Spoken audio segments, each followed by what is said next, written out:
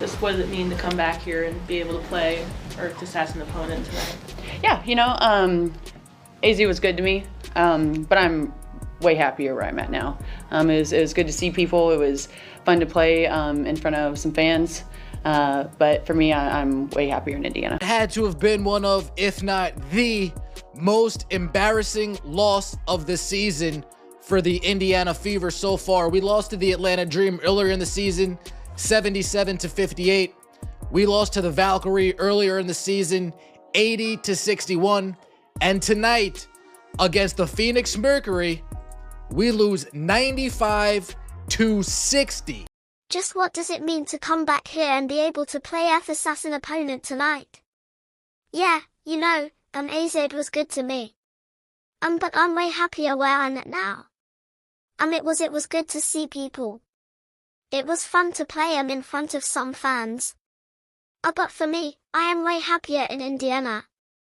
The Indiana Fever's road trip just ended in complete disaster with a 95-60 blowout loss to Phoenix. 2 more devastating injuries and Dana Borner talking trash in the post-game press conference. But Sophie Cunningham had the last word.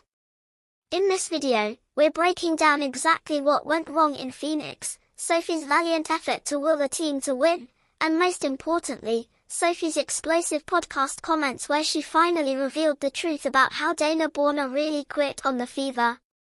You won't believe what she said about professional courtesy and saying goodbye. If you support Sophie, then comment spicy Sophie. Let's go. That had to have been one of, if not the most embarrassing loss of the season for the Indiana Fever so far. We lost to the Atlanta Dream earlier in the season 77-58. We lost to the Valkyrie earlier in the season 80-61. And tonight against the Phoenix Mercury, we lose 95-60. You knew something was wrong when the Fever couldn't hit water if they fell out of a boat in the first quarter.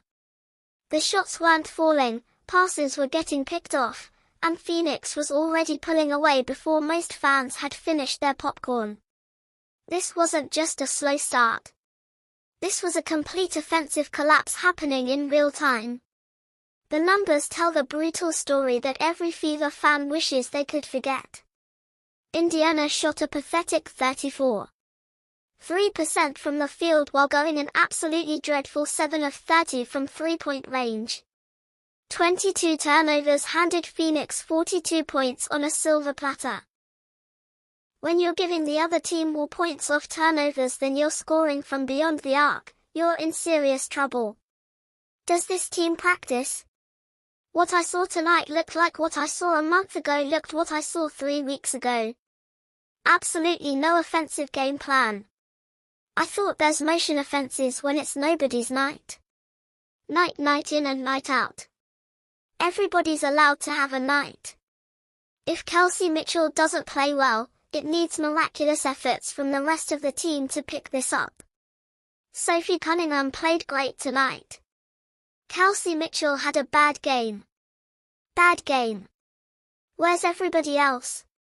But the real gut punch came when Sydney Coulson went down with a non-con knee injury that had everyone holding their breath. Then Ari McDonald started limping around with foot problems. And suddenly the Fever's already thin rotation got even thinner. Watching 2 key players get hurt in a blowout loss felt like getting punched while you're already down. And Steph obviously Sid had that injury and AR left I think in the 4th quarter. What's the status of? Well, it's Sid's left knee, Ari's right foot, and we'll get some more evaluation when we get home tomorrow and see where we are. Phoenix controlled every single aspect of this basketball game. They outbound Indiana 44-32 and made the Fever look completely lost on both ends of the court. Every possession felt like the Mercury were playing chess while Indiana was still figuring out checkers. The defensive pressure from Phoenix created chaos that the Fever never recovered from. Sophie Cunningham making her return to Phoenix. And it seems as if nobody on our team other than Sophie Cunningham felt any type of emotional connection to this game. Dana Borner just got done doing her team absolutely dirty. You guys escape with a victory when they come to Indiana and you wipe your hands of it like it's all over and finished with. No, it goes both ways. You don't think we want to beat her on her home court? You don't think we want to get a W for Sophie Cunningham making her return to the team that she spent her whole entire career with up until this point? Sophie Cunningham was literally the only Fever player who showed up ready to compete. She dropped 18 points on efficient shooting while watching her teammates struggle to find any kind of offensive rhythm. Sophie was fighting tooth and nail to keep this game from becoming even more embarrassing, but she couldn't do it alone against an entire team. Sabai tough shot wasn't square. And here comes Indiana Cunningham. Another 3. Oh my goodness. Sophie Cunningham. This game meant just as much to Sophie Cunningham as it did to the Indiana Fever when Dana Borner made her return. The only difference is nobody on the Indiana Fever had Sophie Cunningham's back this time around. Sophie Cunningham was the only player trying hard. The only player giving effort play in and play out. The only player getting into it with Alyssa Thomas. Getting into it with Dana Borner. Getting into it with Collier Copper while everybody else just mailed it in. This game was embarrassing, folks. The atmosphere inside the arena felt depressing for anyone wearing Fever colors. You could see the frustration on faces in the crowd as their team fell further and further behind. What made this loss even more painful was watching the Mercury celebrate every made shot and defensive stop like they were winning Game 7 of the finals. This wasn't just a bad shooting night where the Fever got unlucky with some runouts. This was a complete system breakdown that exposed exactly how fragile Indiana's depth really is when injuries start piling up. The real drama was just getting started in the post-game press conferences. Dana Borner couldn't help herself after embarrassing her former team. And her post-game comments showed exactly why the Fever are better off without her. She dropped 23 points and made sure everyone in that arena knew about it. Talking about finding her edge and how emotionally charged this return felt like she just conquered Mount Everest. Can you see that Dana Borner hit her first 3-point shot in about 6 months and runs down the floor after losing her starting spot to Lexi Hall? Runs down the floor and calls Lexi Hall a bomb to her face. The Warner Borner is out here calling Lexi Hull a bomb to her face.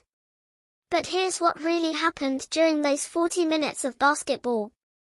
Borner got into multiple confrontations with Lexi Hull, staring her down after made baskets and getting chippy with Sophie Cunningham whenever they shared the court. She wasn't just playing basketball.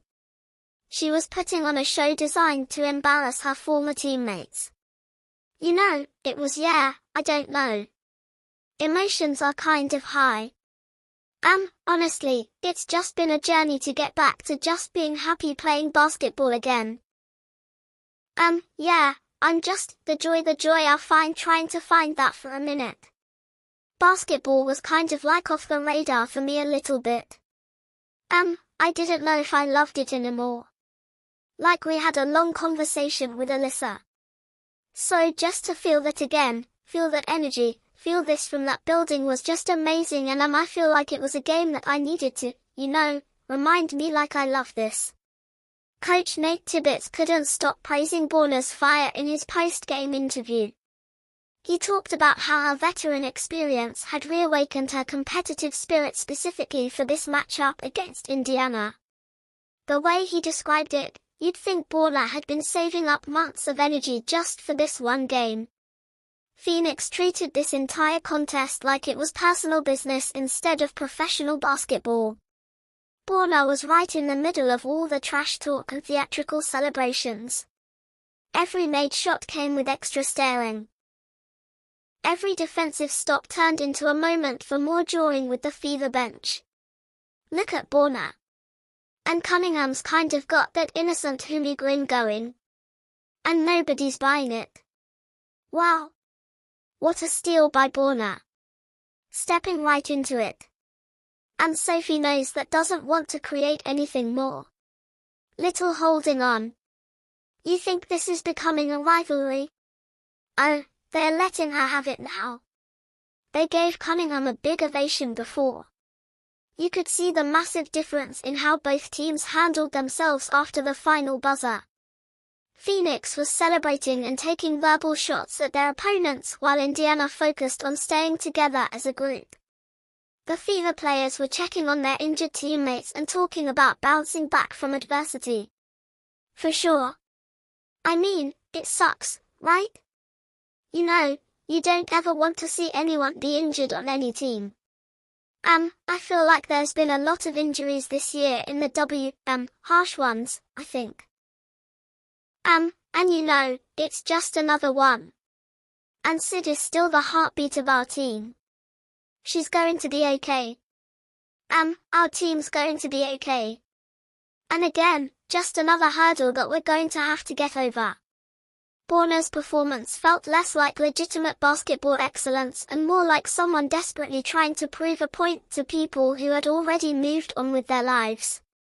She was putting extra mustard on every celebration while the Fever were worried about Sydney Coulson's knee injury. The contrast was absolutely stark when you watched both locker room interviews. The Fever talked about unity and resilience through tough times, while Borna and the Mercury were basically doing victory dances over beating an undermanned squad missing key players. Borna's 23 points couldn't hide the fact that her post-game attitude reminded everyone exactly why she never fit with Indiana's team-first culture. But Sophie Cunningham was about to drop some truth bombs that would put this entire situation in perfect perspective. Did you see that when DB came back and played for us that they got mad that our fan base was booing her? I don't believe in booing former players unless they left, unlike some you type, A__A. Sophie Cunningham went on her podcast and finally told the truth about how Dana